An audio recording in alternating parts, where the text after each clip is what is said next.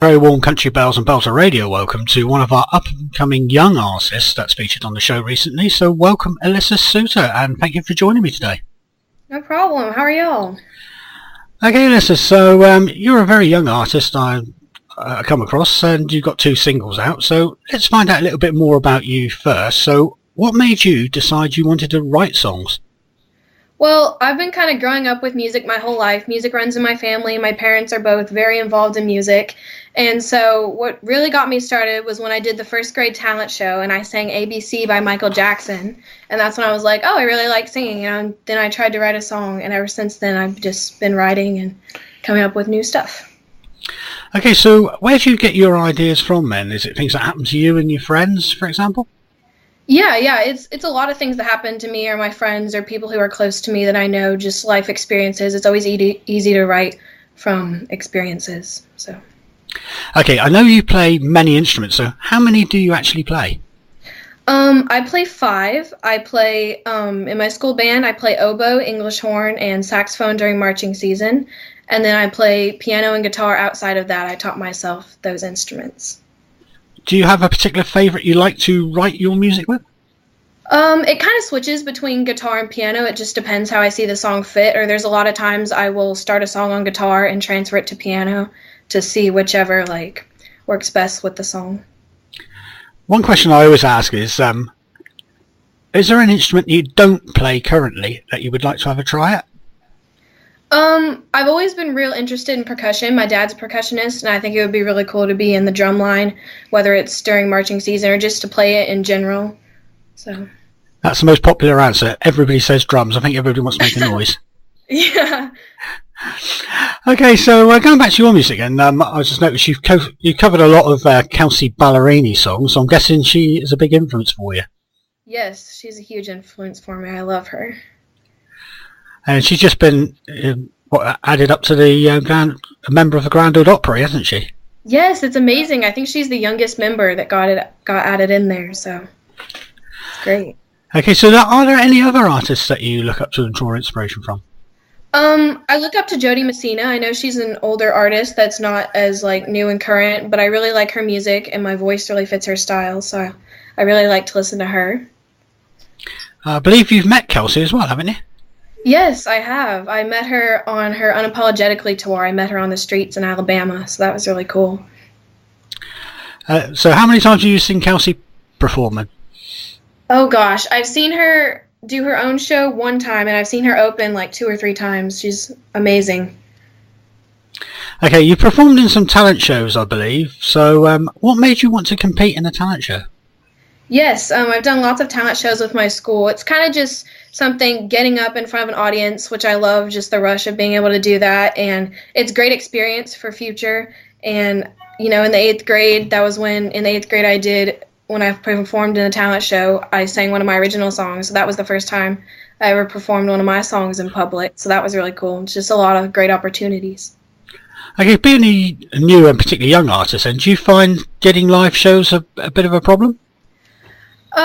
I do get quite nervous, not gonna lie. I get very nervous before each show, but it's one of those things where once I start the song or I start the set, all the adrenaline just kind of goes away and just kind of live in the moment, so. Do you thrive on the nerves then?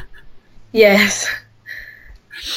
Yeah, I think it's a performing thing. I think people really get off on it, don't they? Yeah. Okay, so have you got a regular venue you perform at? I don't perform that regularly anywhere in particular. I do perform a lot at my church. I'm in the Saturday night band, which is cool, so I get to worship God with music, which is great. Okay, yeah, so I was looking at one of your videos there, and I see your dad playing the beatbox. He looked more nervous than you did when you stood up there with a guitar. Is that right? Yeah, he helps me out a lot. He's great. He plays for me and helps me set things up. And carry all the heavy equipment. Yes, he helps me with all the heavy stuff, yeah, for sure. Okay, so after performing on stage and that, which you seem quite comfortable with, how do you find your studio? Because that's a bit different, isn't it? Yeah, so actually the producer we went with to record my first 2 singles, his name's Pete Miller. He's with Pete Miller Music. He's fantastic. He goes to my church, so we found him, and then we went to record at a studio in Dallas, Texas, called Crystal Clear Sound, and it's amazing. I would definitely check it out. It's fantastic. Yeah, it's a different thing though, because you're sort of like stuck in a box, aren't you, or with microphone facing a wall. It's a lot different from recording at home, because I record my scratch tracks at home where I have all the time in the room in the world, and then I get in there. But it's a great environment. I love it. It's so fun. You don't mind recording things over and over again then?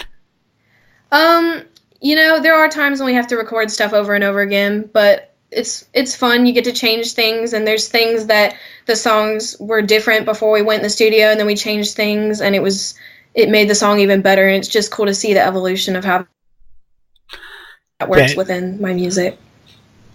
So you enjoyed it, and then we get the thing. How did you actually feel when Heartbeat actually sort of was ready to be released? What was the feeling to actually finally release something to the world? So Heartbeat was my first single, so it was like a rush of excitement and nervous, like, are people gonna like it? But then it was great to put it out, and I had so many supporters, my friends, my family, and everyone, and it was like a dream come true. It's definitely by far one of the best things ever. I'm so grateful that it was able to happen. Did you write Heartbeat yourself then, Alyssa? Yes, sir, I did. Brilliant. So what was Heartbeat all about then? Well, when I wrote Heartbeat, I was actually in the middle of working on another song when I got kind of the hook of the song, the beep, beep, a beep part stuck in my head. And so I turned around to my piano and I just kind of wrote it. I wrote it in like 3 hours. It was super quick. I wrote it and did a scratch track for it. And I didn't think much about it when I wrote it. However, through the recording process and stuff, I kind of learned the meaning of it and how you should just be yourself. And it's saying to someone that, you know, it's good to be yourself and it's a beautiful thing to be yourself. And it's important to find those people who love you for being yourself.